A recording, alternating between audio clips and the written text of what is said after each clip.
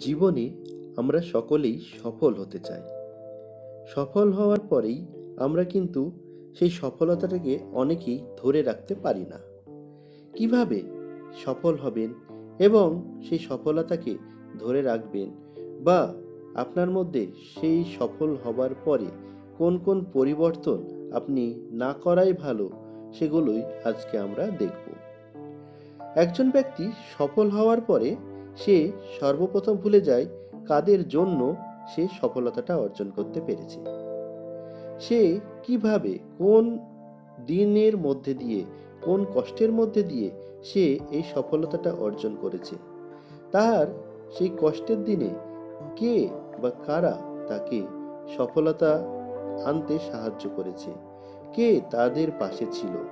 তো বন্ধুরা, আমরা যারা কষ্ট করছি তারা একদিন না একদিন সফল হবই, এবং সফল হওয়ার পরে যেন আমরা কোনোদিন তাদের কথা না ভুলি যারা আজকের এই কষ্টের দিনে আমাদের পাশে এসে দাঁড়িয়েছে, যারা আমাদেরকে আজকের এই কষ্টের দিনে সাহায্য করছে, বা যারা আমাদের জন্য একটু হলেও চোখের জল ফেলছে, বা একটু হলেও আমাদের জন্য কষ্ট করছে আমাদেরকে সাফল্য এনে দেওয়ার জন্য। তো বন্ধুরা, এইরকমই একটা ঘটনা আমাদের সামনে ঘটেছে। বিখ্যাত একজন ফুটবলার আছেন, ক্রিশ্চিয়ানো রোনাল্ডো। CR7 নামে আমরা সবাই তাকে চিনি। CR7 অর্থাৎ ক্রিশ্চিয়ানো রোনাল্ডো, তিনি কিন্তু খুব একটা সম্ভ্রান্ত পরিবারে জন্মগ্রহণ করেননি। তিনি একটা হতদরিদ্র ফ্যামিলি থেকেই কিন্তু উঠে এসেছেন, এবং তিনি তার একটি সাক্ষাৎকারে তিনি তার ছোটবেলার একটা ছোট্ট ঘটনা কিন্তু তিনি সেখানে বলেছিলেন। কি বলেছিলেন আমরা আজকের এই ছোট্ট ভিডিওতে সেটা দেখে নিই। ক্রিশ্চিয়ানো রোনাল্ডো যখন ছোট ছিল, অর্থাৎ তার বয়স যখন 11 থেকে 12 বছর বয়স ছিল, তখন তার যে ফুটবল প্রতিভা, সেই ফুটবল প্রতিভার জন্য তাকে কিন্তু মাদিরা নামক একটা জায়গায় যেতে হয়েছিল। সেখানে তার পুরো পরিবার যায়নি, শুধুমাত্র তাকে একাই যেতে হয়েছিল। এবং যেহেতু তার পরিবারের আর্থিক অবস্থা খুব একটা ভালো ছিল না, তাই তাকে কিন্তু তার পরিবার সেভাবে টাকা পয়সা দিয়ে ততটা সাহায্য করতে পারেনি। পরিবার ছাড়া যেহেতু গিয়েছে সেখানে তার শুধু খেলার জন্য, তাই সে অন্যান্যভাবে উপার্জনও করতে পারবে না, তাই তার কাছে সেই সময় টাকা পয়সা অতটা ছিল না। তার কাছে কিন্তু তার আর্থিক অবস্থা কিন্তু খুব খারাপ ছিল। সেই সময় যে একাডেমিতে তারা থাকতো, সেখানে যে খাবার দিত তাতে কিন্তু তার চলতো না। তার মাঝরাত্রে খিদে পেয়ে যেত, এবং তারা যে স্টেডিয়ামে থাকতো সেই স্টেডিয়ামের পাশেই কিন্তু একটা ম্যাকডোনাল্ডের দোকান ছিল, এবং সে প্রতিদিন প্রায় প্রতি রাত্রেই কিন্তু 10টা-11টা নাগাদ সেই দোকানের কাছে চলে যেত। দোকানের সামনে গেলে হতো না, সামনে গেলে টাকা দিয়ে বার্গার কিনে খেতে হবে, তাই সে কি করতো, দোকানের পিছন দরজায় যেয়ে নক করতো, এবং সেখানে যারা থাকতো তাদেরকে বলতো যে কোনো বার্গার আছে কিনা। এইভাবেই সে প্রতিদিন সেখানে যেত এবং সে বার্গার চেয়ে খেত। এবং সেখানে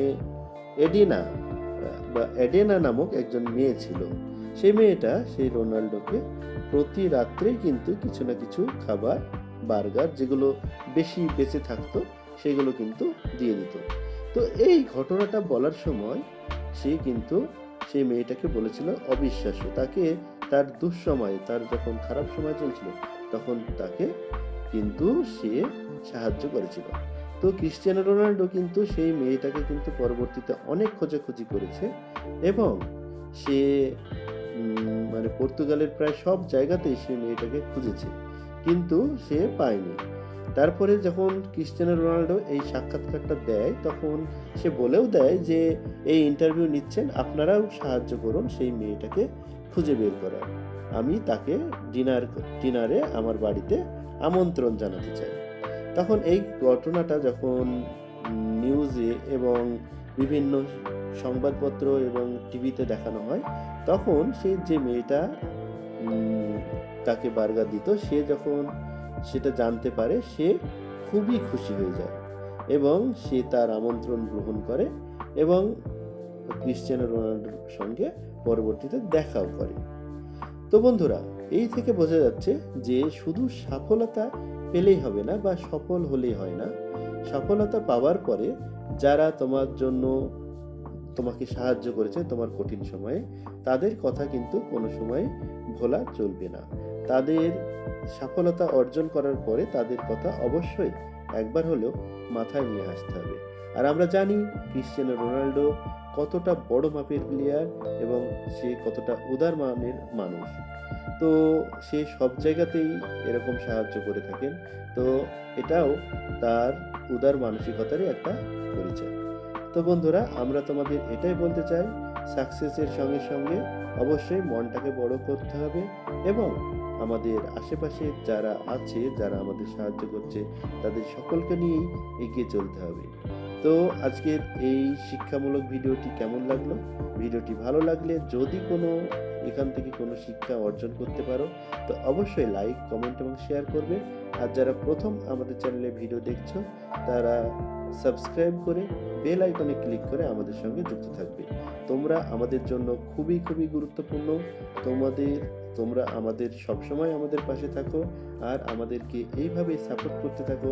আমরা তোমাদের অনেক অনেক দূর এগিয়ে যেতে পারবো বলে আমাদের দৃঢ় বিশ্বাস। তো বন্ধুরা, ভিডিওটি এখানে শেষ করছি। ভালো থেকো আর সুস্থ থেকো। ধন্যবাদ।